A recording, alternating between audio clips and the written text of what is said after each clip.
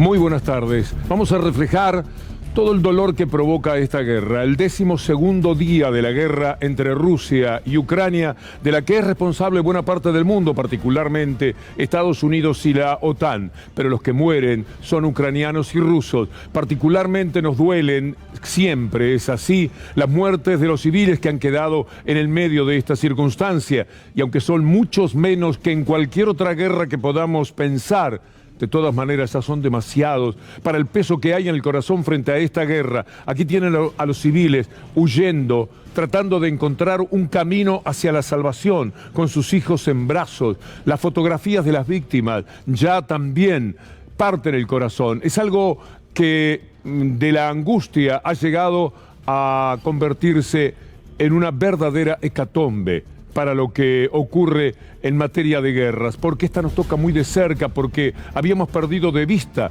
las guerras así mostradas. Siempre las hay, permanentemente, pero nunca el mundo se había ocupado, desde Irak a esta parte, tan profusamente de la difusión de la guerra. Entonces tenemos estas imágenes de soldados y de civiles, estas casas incendiadas, estos edificios derrumbados, todo por lo que ha significado el pésimo cálculo hecho sobre las posibilidades de Ucrania frente a Rusia y por el horror del impulso que dieron a la guerra la OTAN y los Estados Unidos, que esa es la verdadera razón. Cada una de estas fotografías golpean el espíritu de cada uno de los ciudadanos sensibles en cualquier parte del mundo. Y por supuesto se sale inmediatamente a buscar las responsabilidades, que están repartidas de la manera que tratamos de decirles en este momento. Miren ustedes lo que son las imágenes de los subtes, con la gente esperando un tren que los esté llevando hacia la salvación definitiva, es decir, ser exiliados, y ya tenemos 1.700.000. Vamos a presentar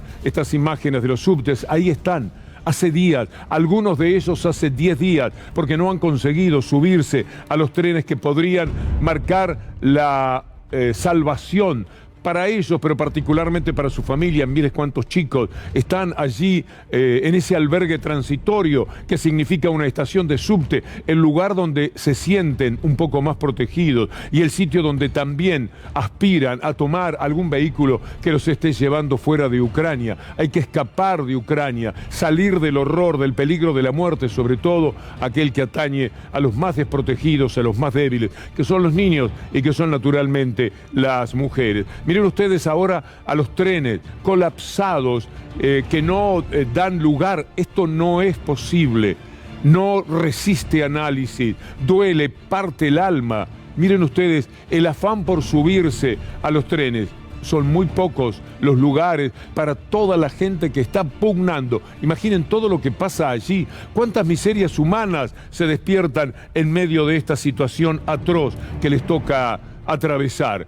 Ahí está luego la llegada a los sitios donde piensan guarecerse, donde piensan comportarse como exiliados, ser recibidos como tales. En ese sentido se ha desplegado una buena contención. La ONU lo ha pedido, los países lo están cumpliendo porque no hay quien no pueda conmoverse de lo que sucede. También seguimos protestando y seguimos rechazando el comportamiento de quienes no dejan subir a los negros, a los indios, a los que son diferentes, y de esto ya hay responsabilidad de quienes están tratando de salvar su vida, como si la vida de los demás no tuviese el mismo valor.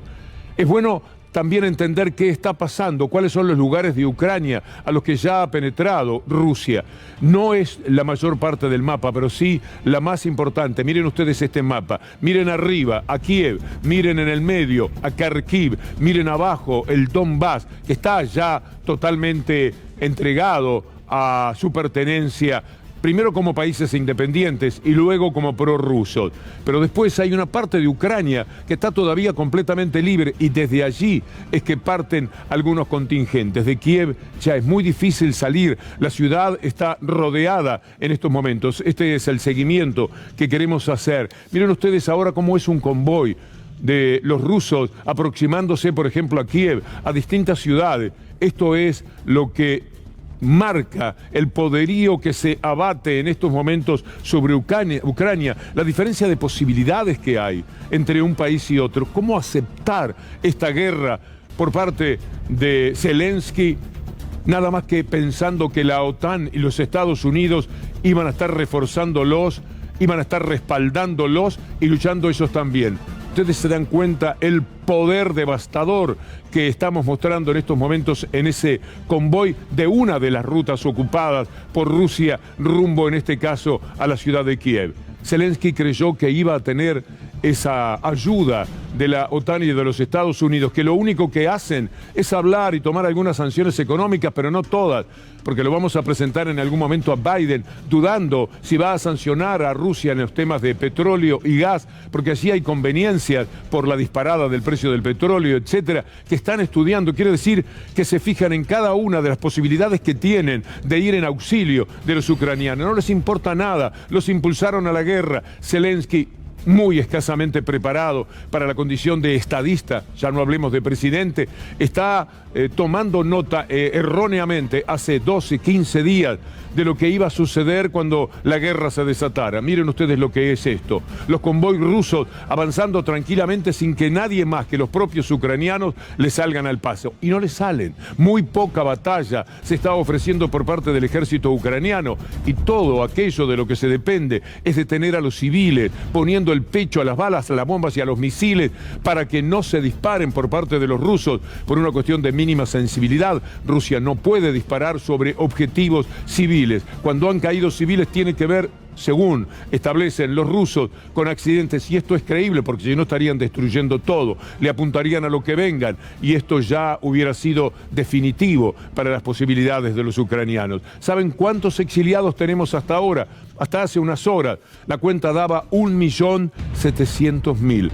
Parece mentira. En Polonia ya hay 1.100.000. Polonia, país del que en su momento Ucrania tuvo que independizarse.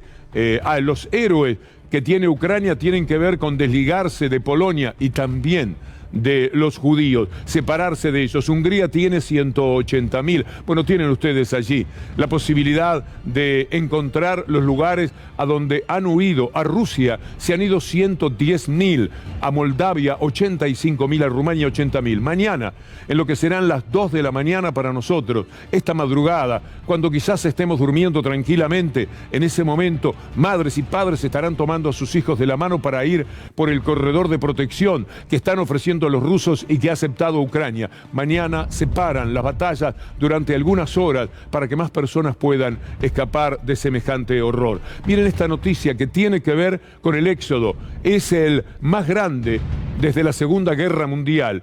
Más de 1,5 millones de ucranianos, ya son 1.700.000, dice el diario El País de España, han huido en el éxodo más rápido en Europa desde el fin de la Segunda Guerra Mundial. ¿Y los demás cómo participan? Amenazando con mandar armas, mandando algunas armas, pero ¿qué van a hacer con esas armas? El ejército ucraniano inmensamente inferior en la confrontación con el ejército ruso. Los lanzaron a la aventura de una guerra que la están pagando con la muerte y con el exilio. Los ucranianos no tienen corazón, no tienen decoro, no tienen vergüenza, los que impulsaron la guerra. Vamos a ir por parte para mostrarles a ustedes siempre el trasfondo que permitió que ahora tengamos esta muerte y este dolor en Ucrania. Pero López Obrador, el presidente mexicano, se aparta y dice algo que vale la pena escuchar. Nosotros no mandamos armas a ningún lado. Nosotros somos pacifistas. Nosotros somos del partido de la Fraternidad Universal. Ione Belarra de Podemos también dice algo que está en sintonía con lo que expresa el presidente mexicano. Y aquí vamos a ir ya detectando dónde están las culpas y las verdaderas responsabilidades de todo lo que está sucediendo, por más que Occidente quiera involucrarnos a todos en una mentira irrespirable. ¿Cuál es? ¿Por qué la guerra? ¿Y qué pasa en la guerra? ¿Y cuál es el papel que están desempeñando estos aliados que lanzaron a esta aventura tremenda a Ucrania y ahora la miran de lejos y simplemente protestan? Es urgente hacer algo. Y los partidos de la guerra, obviamente, te dicen, muy bien, enviemos armas. Yo lo que os pido, compañeros y compañeras, es que pensemos, que tratemos de pensar cuáles son las medidas más eficaces para ayudar de verdad a los ucranianos y las ucranianas. Y creo, aunque tengamos muchos poderes mediáticos y políticos en contra, que lo más útil para ayudar al pueblo ucraniano es, sin lugar a dudas, apostarlo todo a la diplomacia, compañeros y compañeras. Apostarlo todo a la paz. Es que estamos haciendo todo lo posible por la diplomacia, porque yo creo que no estamos haciendo todo lo posible. No hay derecho, compañeros y compañeras, a que los intereses económicos que están detrás de las guerras no dejen trabajar a la diplomacia y no se haga todo lo que está en nuestras manos para acabar con esta guerra. Ya estamos en una elección muy difícil, o una guerra de dimensiones mundiales o una guerra entre una comunidad internacional liderada por la OTAN o una apuesta seria por la diplomacia. ¡No a la guerra! Y la diplomacia lo tiene bien sencillo. Declara la neutralidad de Ucrania, promete que no será parte de la OTAN y se termina esta historia. De otra forma, va a continuar la guerra de distintas maneras. Podrán detenerla ahora, recomenzarán mañana, el próximo mes. Nunca va a terminar la guerra mientras la diplomacia, como dice Ione Belarra, no trabaje de la manera que tiene que hacerlo. ¿Y cuál es la posibilidad? Encontrar una solución. Y esta, sin ningún tipo de duda, es prometer, firmar, acordar que nunca Ucrania pertenecerá a la OTAN, que es como si México le perteneciera a Rusia en la cara misma de los Estados Unidos, que es aquello que defendía Kennedy cuando se instalaron en Cuba los misiles de Khrushchev. Es una cosa muy sencilla. Nuestra generación ya ha visto esta película. Lo que pasa es que no terminó impulsando a un país débil para la guerra frente a Rusia como han hecho con Ucrania. Eduardo Galeano decía algo tan sabio como todo lo que dijo Galeano. Piden la paz, pero le dan las armas para que hagan la guerra. Te puedo decir es que son bastante hipócritas los llamados a la paz cuando provienen de los países dedicados a la guerra. Los 5 países que manejan el mundo hoy por hoy son los que tienen derecho de veto en las Naciones Unidas.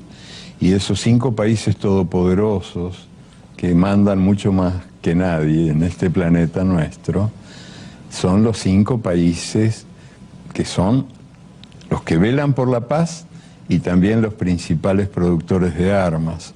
Entonces cuando uno escucha discursos fervorosos por la paz, tiene que escucharlos con cierta desconfianza, porque suelen ser pronunciados por los mercaderes de la guerra.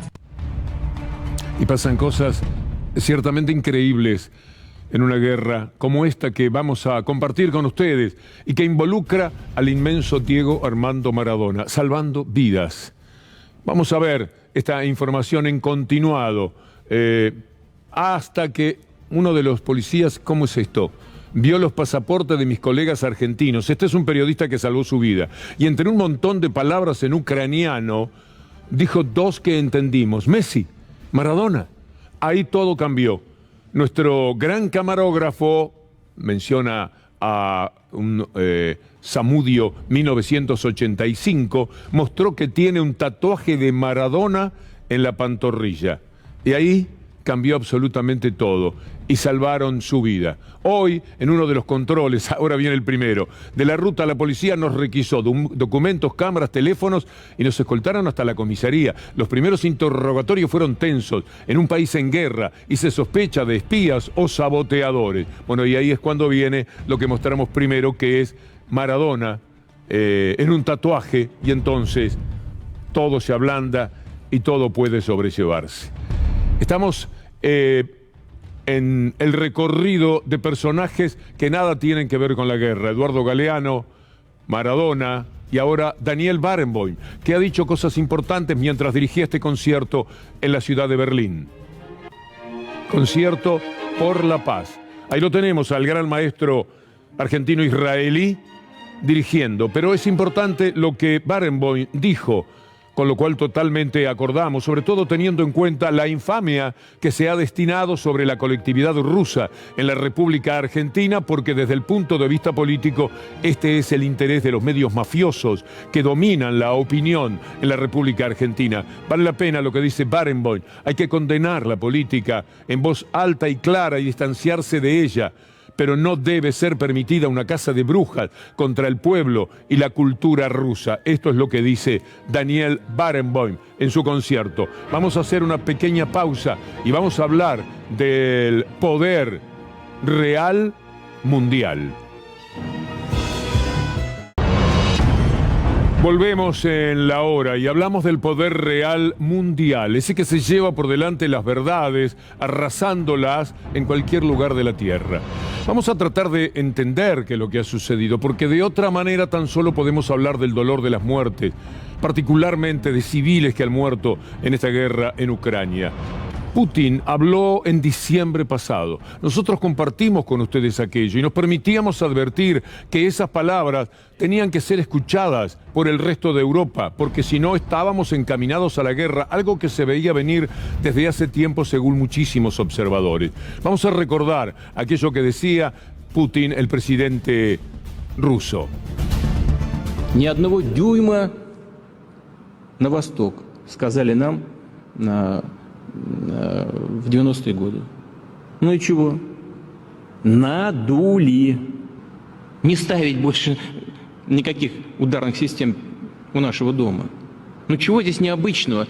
Вот как американцы бы отнеслись, если мы взяли там на границе между Канадой и США или на границе Мексики и США, поставили бы наши ракеты. А что, разве у Мексики и у США не было никогда территориальных вопросов? А Калифорния кому принадлежала раньше? А Техас? Раз, два, три, четыре, пять. 5 волн расширения. Так что в чем они нас не понимают? Esto es de diciembre. Hicieron oídos sordos, no les importó, porque juegan con la ventaja de poder mentirle a todo el mundo, porque hay un poder real mundial, manejado por Estados Unidos con la OTAN que se comporta como si fuera el baño de servicio de los Estados Unidos, porque ese es su tristísimo papel. No tienen ejércitos convenientemente preparados como en alguna época la tuvieron Francia o Alemania particularmente. No los tienen, porque se dejaron estar y pusieron todo en manos de los Estados Unidos. En consecuencia, ellos tienen que hacer la falsa diplomacia de las mentiras, mientras Estados Unidos daría la garantía de la guerra. Pero hasta ahora tampoco Estados Unidos se ha movido demasiado. Y cuando lo hace es para dar vergüenza. Mire lo que el Washington Post cuenta de Donald Trump, el presidente de los Estados Unidos, hasta hace poco tiempo. Trump reflexiona sobre una idea realmente mala y evidentemente ilegal, la de bombardear a Rusia con banderas chinas. Mire lo que se le ocurre, lo dijo en Nueva Orleans el sábado. Trump reflexionó que podría Estados Unidos colocar banderas chinas en los aviones F-22 y después bombardear Rusia, desencadenando un conflicto entre estos dos países. Es imbécil de verdad. No puede ser. Lo que el Washington Post está contando no es cualquier diario, no es un periódico vecinal, de barrio, de la capital de los Estados Unidos. Es un diario de divulgación mundial, el segundo más importante de los Estados Unidos, y está contando esto de Trump. Verdaderamente es increíble. Oliver Stone mostró en su película Ucrania en llamas, mire de cuándo viene toda esta dolorosísima historia, todo esto que nos provoca tanta, pero tanta pena. Muestra cómo oficiales de Estados Unidos hablaban de esta guerra que ha dejado en soledad a Ucrania. I think Yats is the guy who's got the economic experience, the governing experience. He's the guy, you know, what he needs is Klitsch and Tony Book on the outside. I just think Klitsch going in, he's going to be at that level working for Yatsenyuk. It's just not going to work. Yeah, no, I think that's right. Okay. Good. Well, do you want us to try to set up a call with him as the next step? Sullivan's come back to me, VFR, saying you need Biden, and I said probably tomorrow for an attaboy and to get the deets to stick. So okay. Biden's willing. So you had this remarkable phone call where you have these two senior officials of the U.S. government apparently talking about a coup or how they were planning to restructure the government of Ukraine. Fuck the EU. ¿Qué me dice? ¿Cómo no entender si uno quiere, si pone mínima voluntad? Estaban nombrando las personas que se iban a hacer cargo de Ucrania, ya los estaban designando, un golpe de Estado. Como toda la vida no debería sorprendernos, pero lo que pasa es que cuando uno tiene los elementos así, los puede ver, no puede menos que quedar perplejo, atónito frente a una realidad claramente marcada por esa brillante película, como siempre, de Oliver Stone.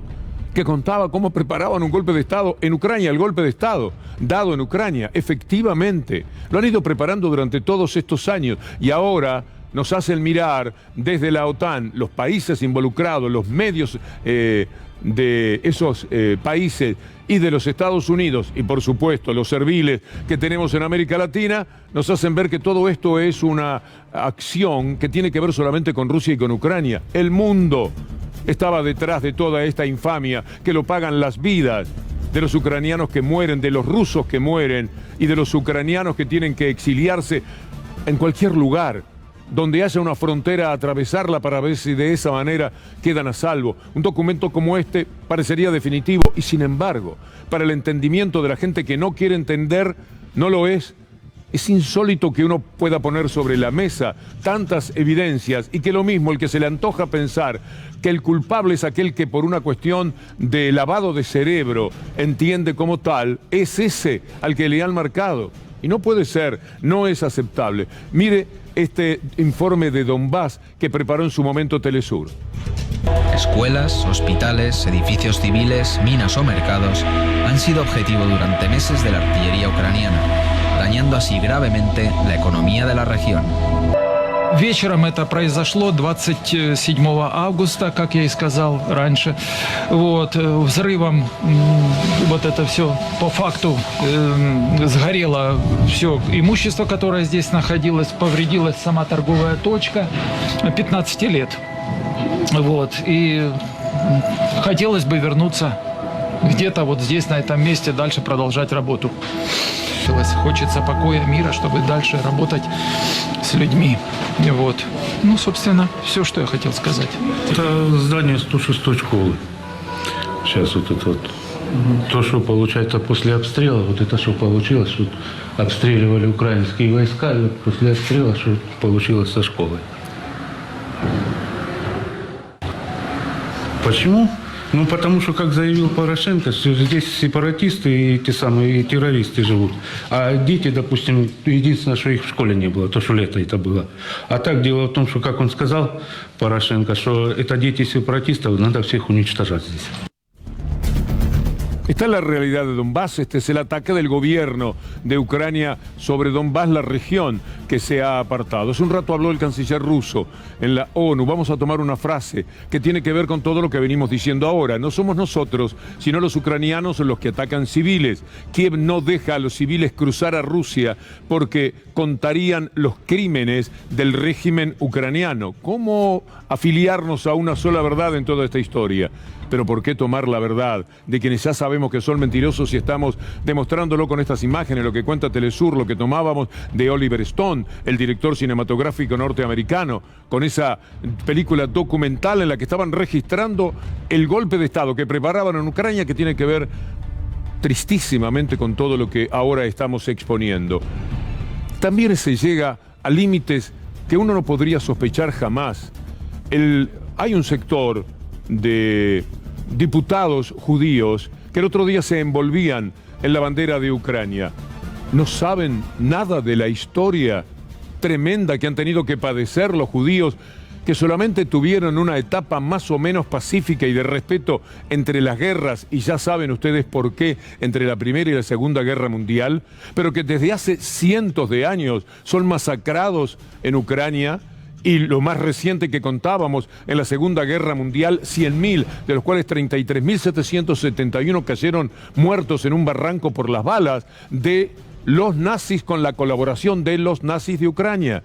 ¿Cómo pueden envolverse en banderas? Pero para que no seamos nosotros lo que lo decimos como una invitación a reflexionar y a terminar con los ataques contra determinado tipo de colectividades y más bien unirlas en el tremendo dolor que deben tener en estos momentos rusos y ucranianos que viven en la Argentina, Mario Sinaí, un hombre profundamente conocedor de estos hechos históricos, mencionándolos por un viaje a Ucrania. Es una charla de más de una hora, dada en el Centro Sefaradí Israelí en septiembre pasado, no ahora mismo. Tiene un enorme valor documental. Les pido que lo vean en el trabajo de ciudadano que siempre estamos reclamando, para no hablar porque el aire es gratis, para no hablar sin el mínimo fundamento. Escuchémoslo.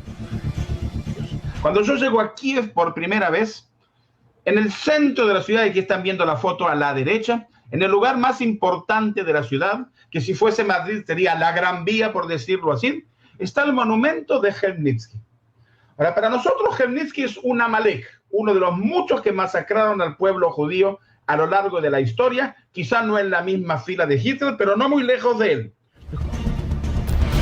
No dejaría yo, si me interesa especialmente esto, y ahora quizás usted entiende mejor, podríamos mostrar muchísimo más todavía de lo que dice este hombre evidentemente muy sabio de toda la situación, que es Mario Sinaí.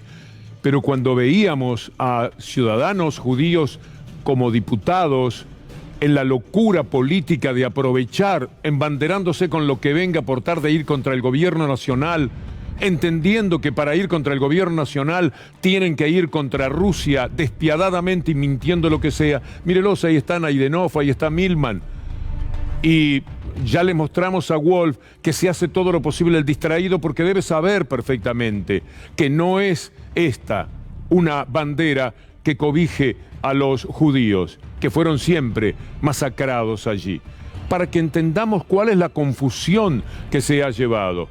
Y ahora el dolor, porque esto es entre ucranianos y rusos con la Argentina tratando con sus medios mafiosos de sacar todo tipo de ventajas. Entonces, atacar a los rusos y hacer que los ucranianos son absolutamente los buenos de la película, cuando en realidad son lo mismo, son hermanos. Tengo una amiga, esposa de un querido amigo músico, que es ucraniana o rusa, se lo pregunté, 3 veces me dijo si es ucraniana o es rusa, y siempre me olvido, porque para mí es exactamente lo mismo, Rusia, ucraniana, y sé que tiene, si es rusa tiene familiares ucranianos, y si es ucraniana tiene ancestros rusos, padres rusos o lo que fuere, porque esta es la historia de esos dos países, y aquí los estamos dividiendo todavía mucho más en función del dolor de la guerra y de los intereses políticos que se mueven, pero de sectores judíos todavía se hace muchísimo más inadmisible. Y después está la presión para que el gobierno termine con el derecho, la libertad de expresión que se tiene por parte de los que no dicen las verdades que firman y que son mentiras, diarios como La Nación y como Clarín en la República Argentina. Mire esto que marca, escúchelo mejor dicho a Gustavo López, que marca la fuerza que hace el gobierno para no dejarse presionar para cerrar un medio ruso. El canal RTV está en el aire en la televisión digital abierta por un convenio que se firmó en la época de Cristina Fernández de Kirchner, cuando Putin visitó la Argentina, y que se ratificó durante el gobierno de Macri. Nosotros tenemos un concepto de la libertad de expresión que se rige por la Convención Americana de Derechos Humanos, que es parte de nuestra Constitución. En algunos países, de hecho, se hizo en Uruguay, el sistema público sí la sacó del aire. Desde aquí nos parece un acto de censura, nosotros, no lo vamos a hacer. Bueno, esta es la posición del gobierno argentino, me da la sensación de que no cabe otra. Y mientras tanto pasan cosas que mueven también a una cierta indignación. Miren qué buena ocurrencia la de este humorista, famoso porque plagia, según dicen prácticamente todos sus colegas. No a la guerra, fuerza Ucrania. Es muy bueno, quédese mirando eso, porque es una buena idea. Está bien, tiene un matiz político en la observación, pero dice no a la guerra, fuerza Ucrania y la sangre. Es una excelente idea. Lástima que Nick la tomó de acá y no les avisó a The Economist, que fue 6 días antes el que había publicado esta idea, que insisto, es formidable. The Economist se queja, además, miremos esta noticia porque dice que Nick lo copia demasiado y no aclara quién es el autor de la idea, y en este mundo tan particular las ideas tienen un valor. Esa es una gran idea. Mire usted cómo alguien la copia, cómo alguien la toma, porque la guerra da también para todo esto.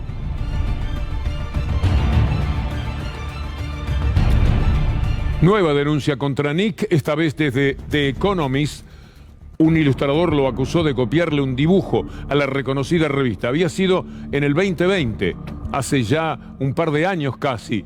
Ahora volvió el plagiador serial a tomar The Economist pese a esas protestas. Pero no hay problema, porque es parte del poder real, el poder real económico y mediático y judicial. Vamos a ir por partes.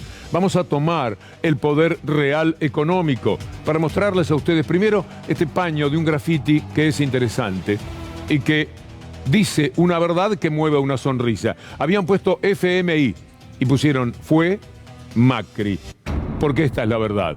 Alberto Fernández en el CCK diciendo que detesta al Fondo Monetario Internacional como todo el mundo.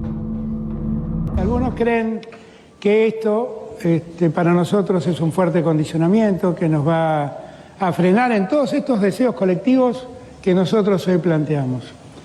Pero yo quiero que todas ustedes sepan, yo negocié 2 años para que eso no pase. Si hubiera seguido el consejo del que me decía esto se arregla en 5 minutos, nada de esto podría estar diciéndoles. Pero ¿saben qué hoy les estoy diciendo a ustedes? Que la infraestructura va a seguir creciendo, que la educación no va a caer, que la inversión en ciencia y tecnología se va a mantener, que los cuidados que necesitan los sectores más humildes seguirán en pie y que nadie va a doblegar nuestro deseo y nuestra definición de seguir creciendo. Lo puedo hacer porque discutí durante 2 años con ese mismo Fondo Monetario Internacional que yo desprecio tanto como todos. Bien, muy bien. Me gustó muchísimo. ¿A usted? Sí, esa es. No la de la Cunza, que reaparece. Yo no sé cómo calificarlo, mejor no. Porque solo se puede hacer con una sonrisa, porque si no uno se pone dramático frente a estos personajes. La Cunza. ¿Puede ser que la Cunza sea uno de los críticos a los que recurren estos medios mafiosos para que diga cualquier sandez? Cualquier tontería. Está habilitado la Cunza después del daño que hizo primero en la provincia de Buenos Aires, donde tomó la mayor deuda de la historia de la provincia en dólares, que esa es la deuda, en dólares, en pesos, como la tenía Scioli antes, era una historia completamente distinta, además de ser bastante menor. Después vino él y tomó la deuda junto a María Eugenia Vidal en dólares. Y como premio lo llevaron al gobierno nacional. Y ahí siguió también tomando dólares y diciendo metáforas estúpidas. Y ahora es el crítico por excelencia de lo que el gobierno está haciendo en el acuerdo con el Fondo Monetario. El gobierno está pidiendo ampliar el crédito que tenemos con el Fondo Monetario para evitar un default, pero dado que el programa económico asociado a ese acuerdo creemos que es realmente malo, de muy mala calidad, que no va a resolver los problemas de Argentina. De acuerdo, creemos que es realmente malo, de muy mala calidad, que no va a resolver los problemas de Argentina de falta de crecimiento. Bueno, sigamos con este recorrido, estas tonterías inadmisibles, porque de otra forma no se pueden calificar, no son errores, son horrores, cometidos en nombre de pertenecer al poder real. Por eso el título es el poder real, en este caso económico, para que estén protegidos de decir cosas como estas. Fue firmado por el gobierno anterior, estoy de acuerdo, y en su momento el acuerdo fue un buen acuerdo. Endeudarnos con el fondo, ¿no? Además, era la opción más barata y viable para la Argentina. El acuerdo fue un buen acuerdo. Endeudarnos con el fondo, ¿no? Además, era la opción más barata y viable para la Argentina. Tampoco nos olvidemos de eso, ¿no? Sí, esto es posible solamente porque se puede decir la mayor atrocidad desde el punto de vista intelectual, la peor de las falsedades, y seguir muy campante. Ya no hay sanción para las mentiras. Hay sanción para las opiniones muchas veces, pero no para la mentira. Y la opinión puede ser refutada. Usted puede discutir con C5N, con este momento en el que transitamos por la columna. Puede no estar de acuerdo con nada y hará bien en discutirlo. Ese es un trabajo de ciudadano si puede argumentar. Lo que no va a poder detectar es que le estemos mintiendo o que le digamos alguien dijo lo que no dijo. O alguien sostiene algo que es una falsedad. No. Esto no va a ocurrir, ojalá que nunca. Podría ser por un error y se pedirán las disculpas pertinentes. Pero ellos saben que están acordonados en el poder real y pueden decir esto que dice, por ejemplo, Canalla Lombardi. Un ejercicio de la responsabilidad. Cuando habla de responsabilidad, ¿se sienten responsables de haber contraído la deuda? No, la deuda se contrajo antes, la deuda la contrajo Cristina Fernández. Yo le dije a Lombardi un día que escucharlo a él hablar de economía, lo mismo que el Gordo Valor hable de catecismo. Estuvo en todas las crisis que explotaron a la Argentina. Estuvo muy bien el Vasco. Le puso un poco de humor, que esto es lo que tenemos que resolver. Todas las tardes me prometo, no me voy a dar máquina para enojarme, para indignarme, porque a veces la impotencia, ellos lo tienen todo el poder. Uno pelea con cuchillitos de madera, en realidad. Pero hay que refutarlos, hay que dar la pelea, hay que dar la lucha, y usted seguramente está en lo mismo, está involucrado en esta idea. Porque son muy feos, muy malos, muy sucios en todo lo que hace, juegan de la peor manera todo el tiempo. Y a veces nosotros mostramos estos materiales y muchos de ustedes dirán, qué barbaridad, qué locura, cómo se animan. Piense que hay gente a la que le encanta ver eso y que se siente a buenas con esa mentira. Mentime que me gusta, parecen decir. De vez en cuando se llevan un chasco. Les pasa esto que les ocurrió en La Nación Más, según me adelanta el equipo de producción, muy aleccionador. Teniendo en cuenta, conociste perfectamente los términos y las condicionalidades del fondo en el acuerdo de 2018. Conociendo lo que hay ahora, ¿el fondo está siendo más flexible con Alberto Fernández y Cristina Fernández que con Macri? El fondo está siendo más flexible en el sentido de que lo que pide fiscalmente es menos. Lo que pasa es que no está dando plata. O sea, lo que está dando es plata suficiente como para pagarle. El fondo fue extremadamente generoso en dinero con el gobierno anterior. Demasiado generoso, diría yo. Con mucho menos plata que esa, hubiéramos podido apoyar un reperfilamiento de la deuda privada cuando la deuda era simplemente un problema de liquidez. Y un problema de liquidez vinculado fundamentalmente con la mala suerte de la sequía. Entonces, no lo hicimos. El gobierno anterior no quiso imponer una restricción a la salida de capitales que el fondo le pidió, me consta. Y el ministro Duhovne dijo, es impensable. Vinimos para... Bueno, no salió bien la nota, sáquenlo por favor. Habrán dicho, ¿cómo nos metieron en esto? Pobre el productor, que se le ocurrió buscar a esta persona, tenés que asesorarte, tenés que saber a quién poner. ¿Cómo no pones a ese tipo? Nos destruyó. Nos terminó con el programa. Es una barbaridad. Tomaste 5 días en tu casa, no vengas por 5 días. No tenés derecho a hacernos esto. Mirá la cara que teníamos que poner en pantalla. Es una barbaridad. ¿Y Macri? 10 minutos aguantó en la reunión. Unos dicen que se fue porque no estaba de acuerdo con lo que se estaba hablando, otros dicen que no tolera más de 10 minutos de una charla profunda y lo que se estaba hablando era un tema...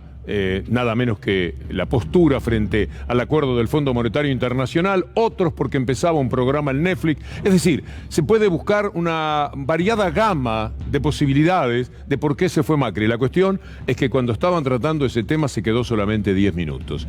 El que se queda todo el tiempo, siempre para dar una opinión, es Axel Kicillof. Vamos a hacer un recorrido que tiene que ver con... señalar la barbaridad que se está cometiendo. Desde el cambio de gobierno, la oposición lanzó una verdadera campaña de comunicación para reescribir la historia de la deuda. Quieren indultar a Macri. Sigamos con rapidez y veamos qué más dijo Axel Kicillof. Lo cierto es que Macri puso en marcha, desde que asumió, un modelo de endeudamiento y fuga de capitales a través de medidas muy precisas de política económica. El resultado es que la deuda empezó a crecer y además a cambiar de composición. Cada vez el país debía más dólares, no sea parte de los cuadros ilustrativos, para ver que efectivamente es así. Más deuda, pero tomada en dólares. Deuda externa es en dólares y con extranjeros. Téngalo así presente porque es sencillo para entender, para que no le mientan cualquier cosa. El tercer tuit: el Estado tomó dólares para sostener la llamada bicicleta financiera, que como contrapartida tiene la desindustrialización y la pérdida de empleos y salarios. Hasta la llegada del Fondo Monetario, ese ingreso de capitales especulativos financió una fuga de capitales de 46.000 millones. Otra más de las expresiones por tuit. Esta es una parte, hay que buscarlo todo porque es muy interesante. El FMI es responsable de haber prestado por presiones políticas de Estados Unidos 44.000 millones de dólares, con los que se dio salida a los capitales especulativos por 21.000 millones de dólares y se sostuvo durante 2 años más la fuga, que alcanzó 41.000 millones más. Y el último. En suma, el relato macrista está dirigido a confundir y mentir para esconder la responsabilidad de Macri y el FMI en la situación que tenemos. Dejaron vencimientos de 19.000 millones este año y la Argentina no los va a tener que pagar ahora. Podrá intentar crecer, recuperarse. 20.000 eran para el año siguiente. Estos 2 años el camino está limpito, expedito de esa posibilidad y en consecuencia se podrá intentar un crecimiento que luego nuevamente nos lleva al Fondo Monetario Internacional, pero con otros recursos, porque si se le paga ahora 19.000 millones, nos morimos de hambre hasta los sectores medios, ya no solamente aquellos más bajos y los que están en una situación más vulnerable en la República Argentina. Hoy, en la Comisión de Finanzas, La Spina, que es una especie de lacunza de Canalla Lombardi, algo por el estilo, se permitió decir esto. Entre 2008 y 2011 se fugaron, y estos son datos del Banco Central, que Miguel Pese me los va a ratificar seguramente, se fugaron, son gente argentina que compran dólares, vamos a ponerle las cosas como son, ¿no? O acá nadie compró dólares nunca, a ver de lo que estamos acá. La explicación va por ese lado. Veamos lo que dice el Fondo Monetario Internacional para que no sea un sector político de acá el que lo haga, sino el Fondo Monetario, que es amigo, prestamista, acreedor, protector y de la misma moral de los que han liquidado económicamente esta etapa de la Argentina. El FMI reconoció, dice la gente del Destape, con un saludo a nuestro amigo Roberto Navarro, el FMI reconoció que el acuerdo con Macri financió la fuga de capitales en magnitudes históricas. El organismo internacional sostiene que tras el desembolso de la deuda en el macrismo aumentó la inflación, cayó el empleo y subió la promesa. Es sorprendente lo que hace. Pero no voy a recorrer el camino de lo sorprendente que es. Vamos a buscar que lo haga Martín Guzmán. Permítame decirle que me cuesta encontrar una situación en la cual se exhiba tamaña debilidad conceptual como cuando hacen una conversión de deuda en pesos y financiamiento del Banco Central de la República Argentina al Tesoro a moneda extranjera y hablan, por lo tanto, de endeudamiento en dólares. ¿De qué estamos hablando? ¿De qué? No es lo mismo, no tiene nada que ver una deuda en dólares y una deuda en pesos. No lo entiende el que no quiere. Aquel que usted en la discusión familiar le presenta todas las evidencias, le dice, mira, esto era mentira, ¿viste? Esto era mentira, ¿te das cuenta? Acá también había una falsedad y vos te lo creías y armaste toda una opinión por la cual ahora te mantenés, no se entiende por qué, defendiendo lo mismo que decías cuando no tenías las pruebas que ahora sí tenés sobre la mesa. Pasan este tipo de cosas. Y algo que va a escuchar es, no, si la deuda, la que toma Alberto Fernández es mucho mayor que la de Macri. Lo dicen 7.000 veces, lo repiten los mafiosos de Clarín y de La Nación, y la gente que tiene ganas de creer, porque cada cual tiene su simpatía y le gusta alimentarla con la información, hacen lo posible, mentime que me gusta, dame argumento, no me importa si es mentira, una falsedad, yo también la consumo, voy bien con eso. Y eso es demasiado inmoral para el que no va nada, porque por lo menos Manieto se roba medio país, por lo menos los Aguiar hacen sus negocios internacionales. Pero el ciudadano común, ¿qué se lleva? ¿Qué gana con esto? Es nada más que una simpatía desmesurada por algo. Puede ser que haya también simpatías desmesuradas del otro lado, pero lo que importa siempre es la probanza que tengamos de aquello que queremos sostener. Jorge Alemán, hablando sobre el default, es interesante esto de este querido pensador argentino. Así como con la guerra, mi deseo es no más guerra, darle una oportunidad a la paz, no quiero que muera más gente. Yo quisiera que salieran bien las cosas. No vi que hubiera una articulación popular lo suficientemente fuerte para soportar el default.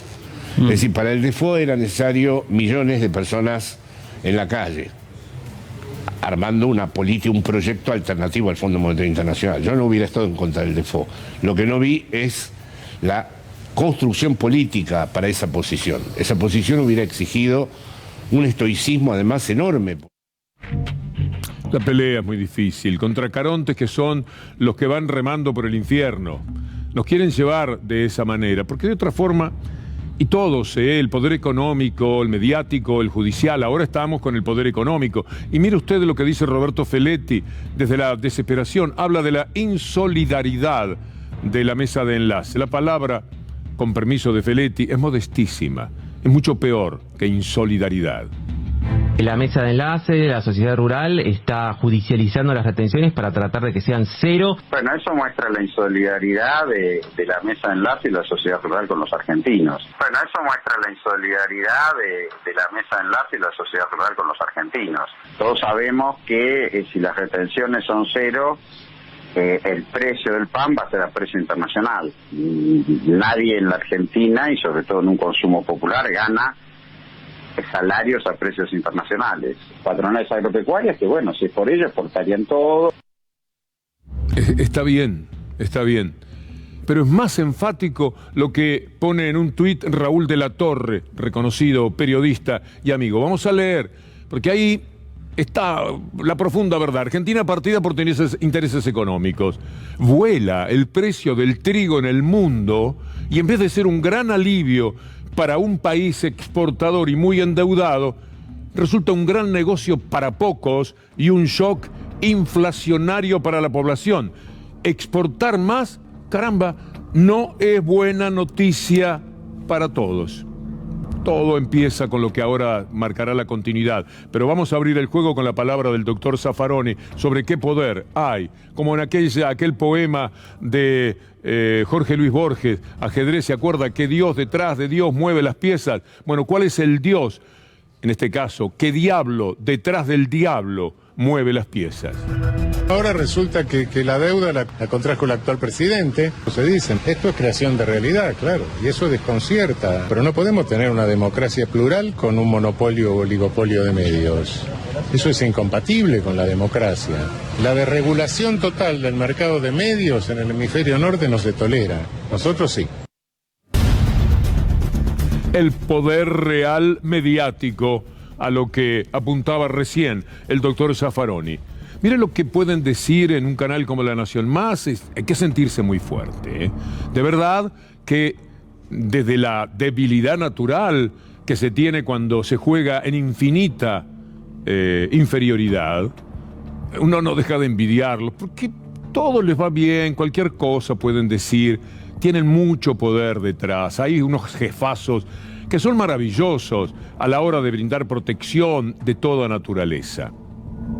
Cuando ves esto, cuando ves el rol de la Argentina y cómo la Argentina tardó en reaccionar frente a lo que ocurre, ¿qué sentís? Bueno, aquí el kirchnerismo tiene sueños húmedos con Putin. Putin le realiza todos los sueños del kirchnerismo, ¿no? Aquí hay un putinismo de aldea, pero realmente apostaron mucho. Apostaron además con una mirada... Un putinismo de aldea. Un putinismo de aldea, sí.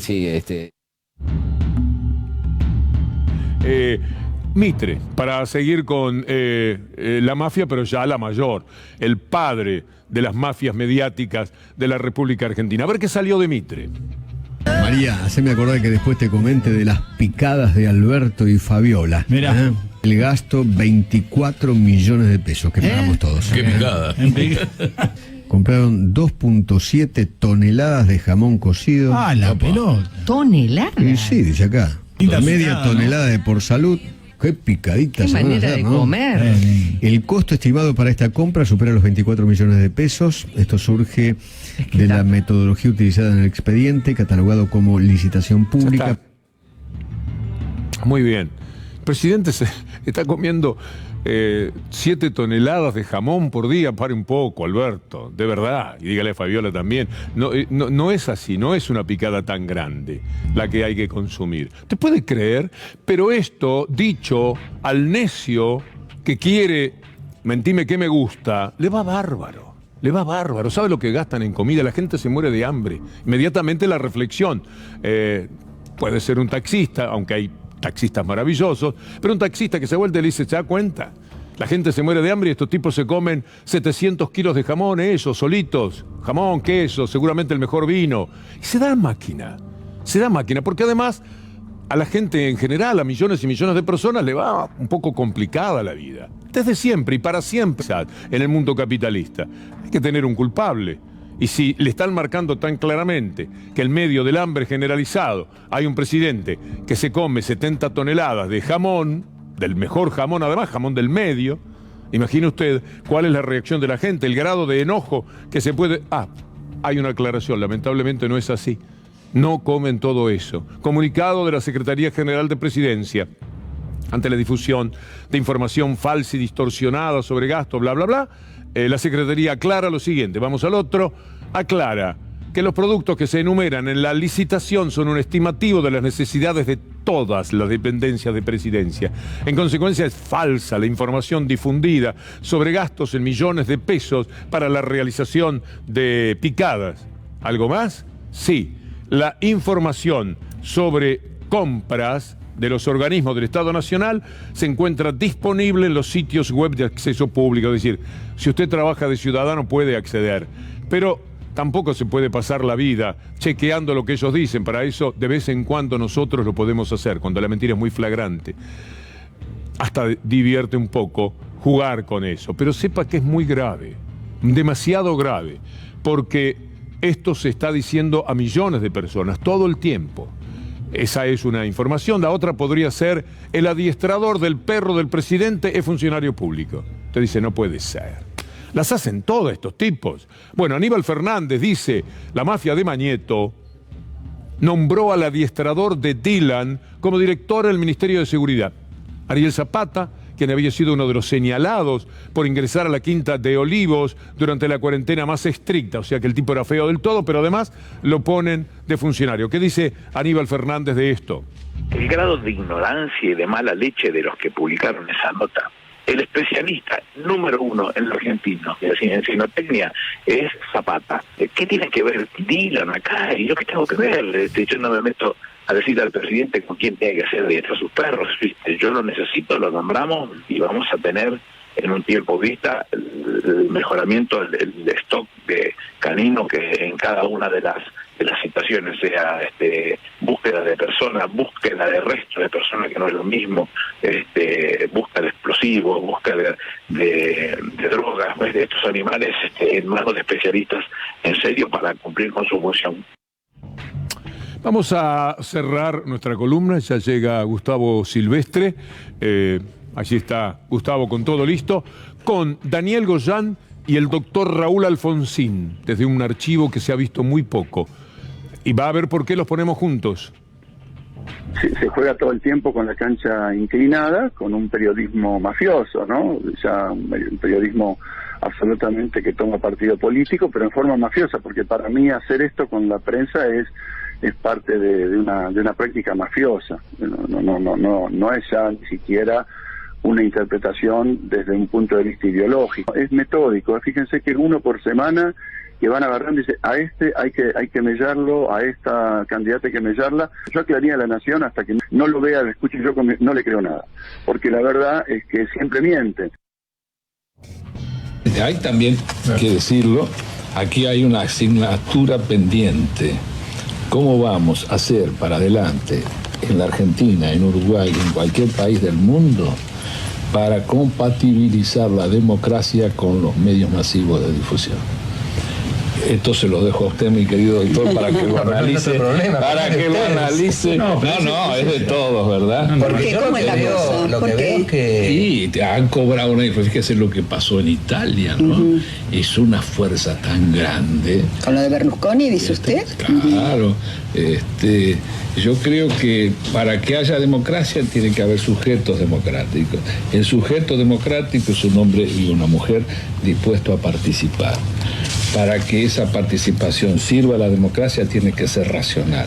Para que sea racional tiene que estar informada esa persona. Y si la desinforman... No, pero además, fíjese, es un tema que va a ser el tema del siglo que viene. Y fue nomás, como dijo el doctor Alfonsín. Gustavo Silvestre y nosotros, ni tiempo para agradecer a este maravilloso equipo de producción. Mañana. Hasta entonces, muchas gracias.